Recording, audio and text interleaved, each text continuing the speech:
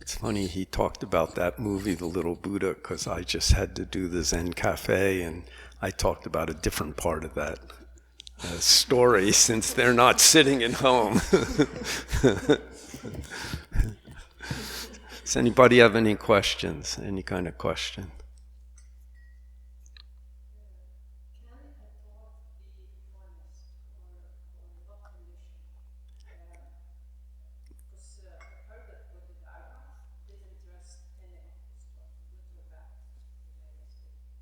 Can a thought be honest?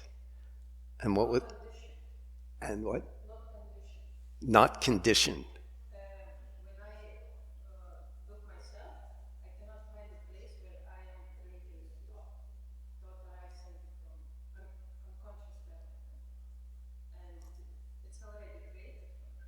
It's already what? It's already created for you. Who made the unconscious? Thoughts made the unconscious. What do you mean?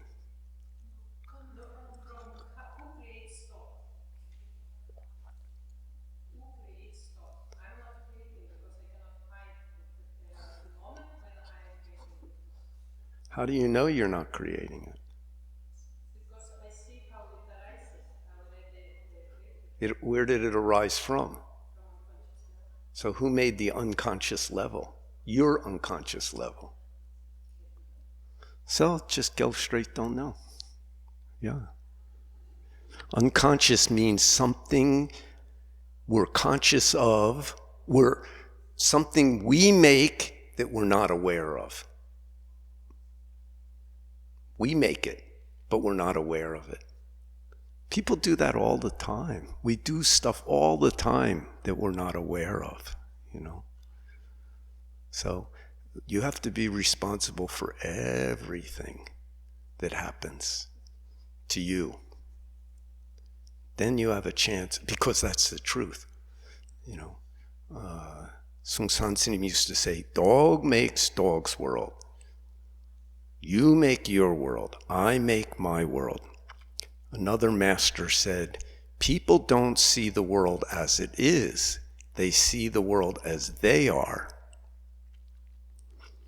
So let's say somebody's really angry, grows up, tough circumstances, really angry person, thinks the world owes him something. Then soon, the police are after him for some reason. Who made that? I made that. I made that happen. So unconscious is not separate from you, because your unconscious and somebody else's unconscious are different.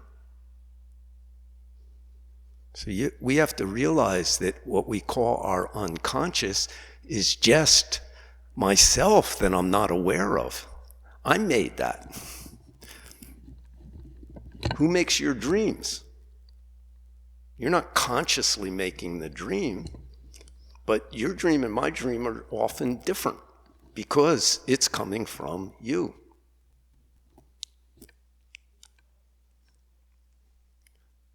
That's why it's called unconscious, because we don't know that we're making it. But once you know, everything can change. See if I can get an example. There's this movie called Bridge Over the River Kwai. It came out in the 50s.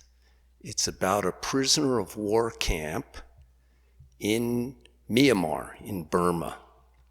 Japanese soldiers have captured these British soldiers, and they have them in a prisoner of war camp in the jungle. And they're really tough on the soldiers. And the senior person, the senior British officer, is pushing the soldiers to keep up their spirit. They have to shave every day. They have to wear their clothes right.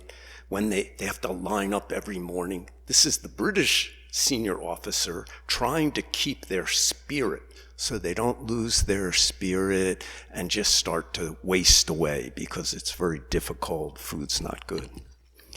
And the head of the Japanese of the camp is always fighting. He's trying to break the spirit of this colonel. But he can't, the colonel's so strong. Even they stick him in a hot box for 3 days with no water, and when they let him out, he can barely walk. The colonel won't change. Then this American ends up in the prisoner of war camp. And the American thinks that the British are nuts, that all he wants to do is escape. And he does. He escapes. He gets down to Singapore or someplace where the British still control things.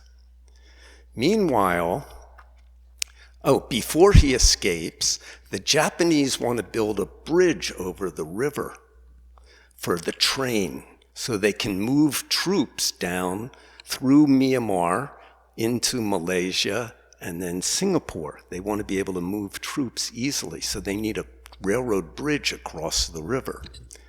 So they design one and they're making the British build it. But the British are like joking. All the British soldiers, they do a bad job, and then when it falls down, they all laugh. But suddenly the colonel doesn't like that, the British colonel. You're not behaving like serious soldiers. So he and his officers come up with a plan to build this bridge. And they go to the Japanese, and they tell the Japanese, you're building the bridge in the wrong place. It should be built over here like this. And the Japanese are kind of shocked, like, the British are going to help us build this bridge? And they're telling, the British guys are telling, the officers are telling the Japanese, this is how it should be designed. So the Japanese are like, okay, sounds good. So then the American officers thinks the British are nuts for building this bridge for the Japanese so they can move their troops. He escapes. So he ends up back in the British-American side. Then the intelligence find out the British are building this bridge for the Japanese, so they want to go blow it up. But they can't send airplanes, they have to go back into the jungle. So they make this American lead a group of commandos, 4 guys, into the jungle. Because he got out, he must know where the camp is. So anyway, they're going back. Meanwhile, the British officer's very happy. He's got the men working hard. He wants them to be proud of their work. That's like our ego, I am like this, and I am like this, and other people are like this. And we may not feel proud, but we are. The world's like this, People are against me, or people cheat me, or everybody loves me. We make some bridge, and we're proud of it. So anyway, the American and the British commandos get through the jungle, and they finally get to the place. And it's the day before the bridge is going to be opened. So they decide, we'll blow it up tomorrow when the troop train is first coming across. So at night, they go in the water and they swim over and they attach all these explosives. And then they run a wire down to the beach on the other side. And one of their guys will go over and blow it up when the train's coming across. The next morning, the British guy goes out to inspect his bridge. And the Japanese are just kind of like, these guys build us a bridge, help our war, And during the night, the water went down. And suddenly, this line from the explosive down to the plunger, this unconscious line that nobody could see, it's under the water, is exposed. And he sees it, and he calls the Japanese over. Somebody's put explosives on this bridge. And the commandos see that too. They found it. So this young guy jumps in the water and he's swimming across to where the plunger is. Meanwhile, the Japanese and the British officer start to go down the side of the water to where this plunger is. They're not sure what it is, but they think somebody's trying to blow it up. And then this young guy gets there and he's about to blow it up and he gets killed. So the American guy is, oh my God, I have to go. So he jumps in with a knife and he's swimming across, and the British guy is already down there and the Japanese are coming and the plunger's there. And he's getting shot, and as he tries to crawl out of the water, the British sees him and understands this guy hated this place. Why did he come back? That's your dono mind.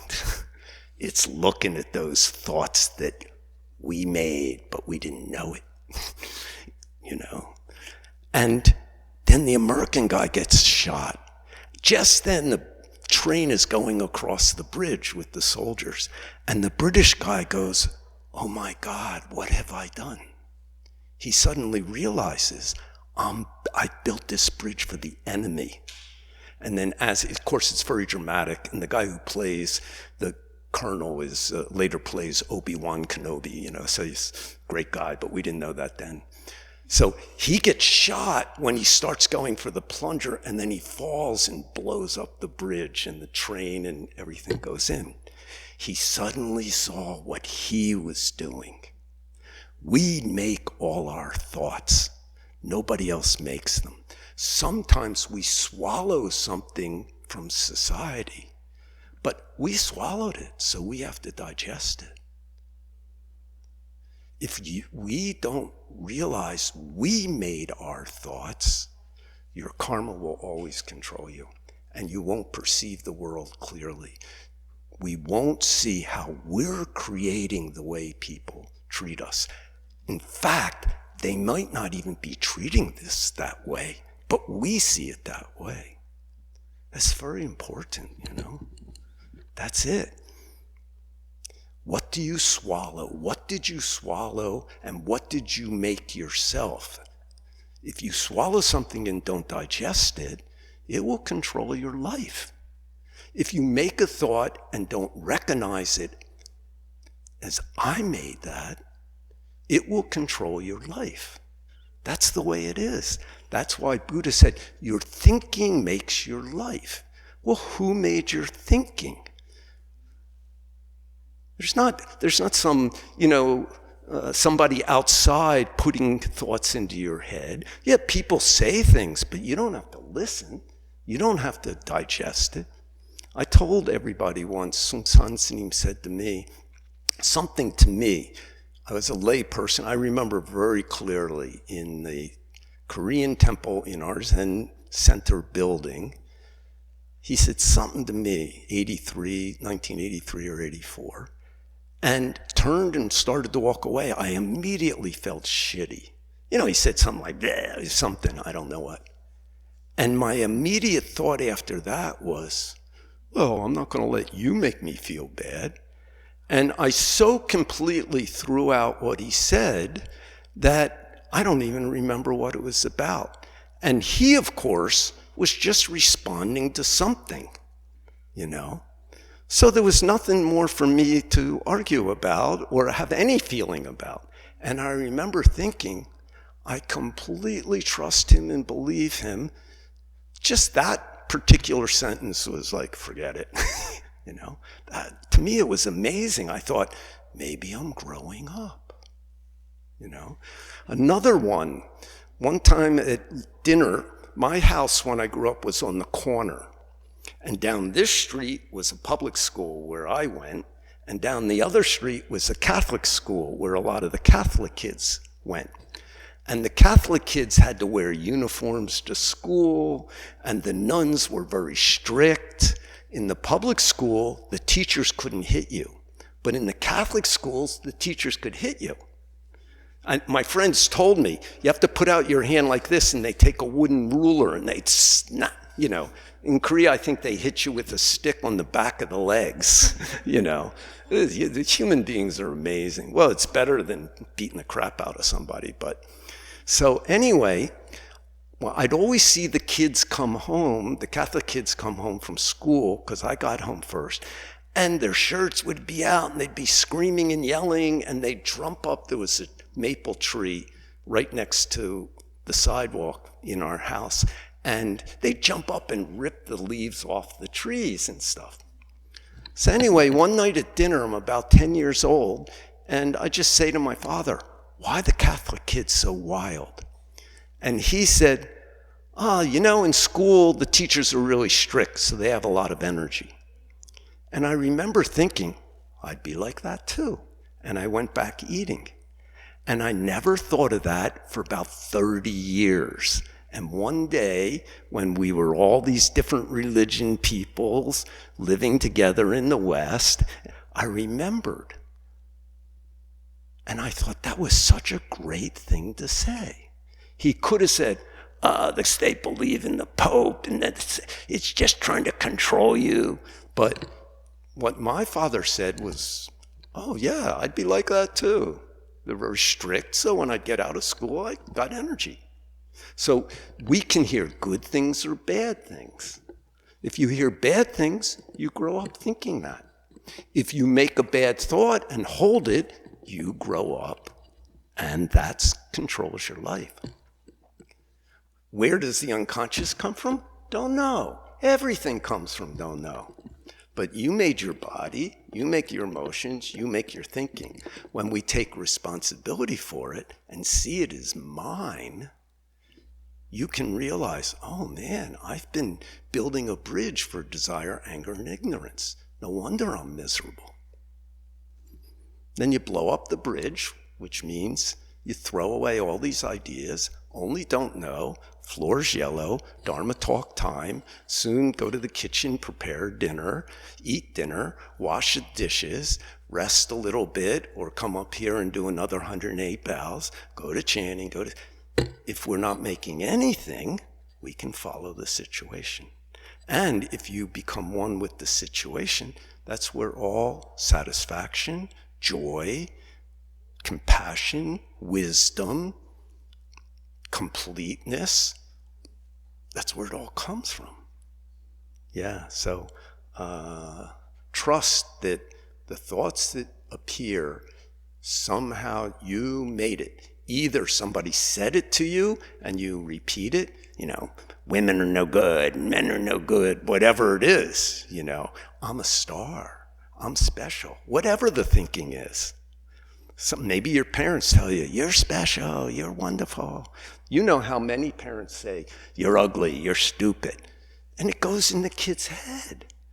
And if the kid isn't able to realize they said it and I'm holding it, they make a life that creates their life. So, you know, that's where all fights come from. That's where all arguments come from. So see your thinking, digest it. So Bodhidharma saw his thinking and didn't attach to it. Actually, it's horrible when you start seeing your own mind, your own thinking. Because then you realize, I have nobody to blame for anything. You know, some people grow up with schizophrenic parents and they're fine. It's unbelievable. In fact, this one psychiatrist in the 1960s, he created this community in England, R.D. Laing, and they used no medication. And he said it was schizophrenics, and schizophrenics, supposedly you can't do therapy with them. Well, it turns out that's not true. But he said the best workers there were people whose parents were schizophrenic, but they're not. They're like iron inside, and they're patient and compassionate. So we can grow up in a horrible family and come out a Buddha. So it's not about we have a good situation or bad situation. What do we do with it? And the problem is it's unconscious. We got to see what we're holding in our unconscious. And intensive week is great for that, because you're too tired to control your habits, your thinking habits, in my experience. And you just think like unbelievable stuff sometimes. But if we don't recognize our thinking as mind, it will control our life. It will control our perceptions. That's a lot of what the Suragama Sutra is about. What's that sutra called in Korean? Nungen Gyeong. Yeah.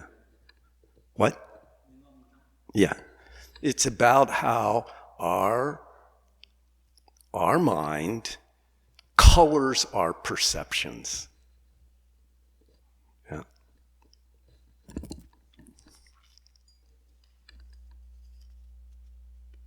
I always liked the intensive week best. I can't do it very well these days, but especially we did the same thing in America that you guys did in Poland. We'd finish at 9:40 every day of retreat, then go to sleep, get up around midnight, do 108 bows together, sit till 2 a.m., go back to sleep, and get up at 4:30.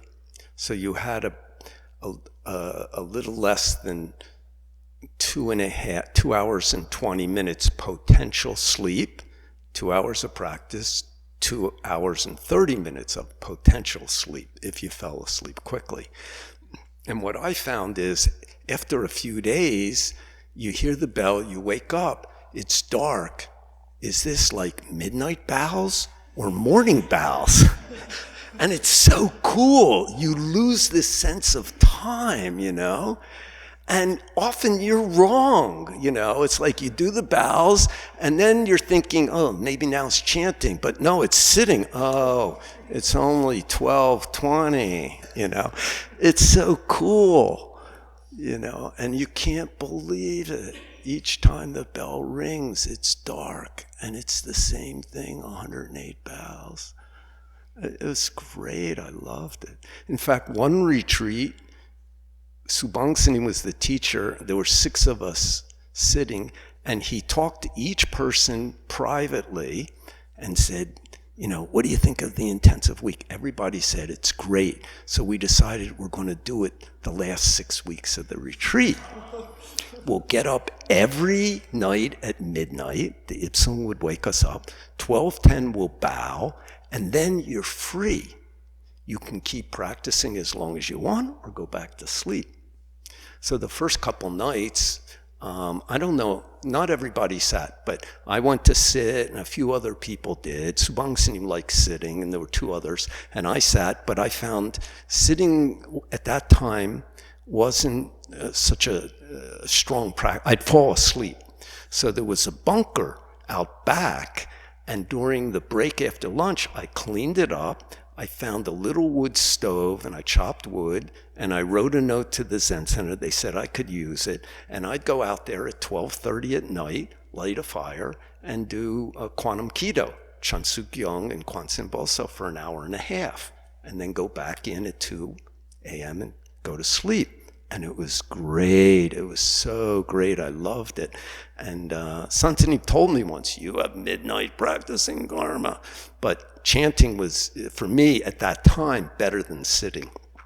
And I think I mentioned this, one night I kept falling asleep during chanting. There was snow on the ground. So I thought about, you know, like Tibetan monks and stuff. So I took off all my clothes, went outside in the snow, put a little mat down, and chanted for like an hour outside. And you know, if you really focus yourself, you don't get sick, and it's not even like it's so cold.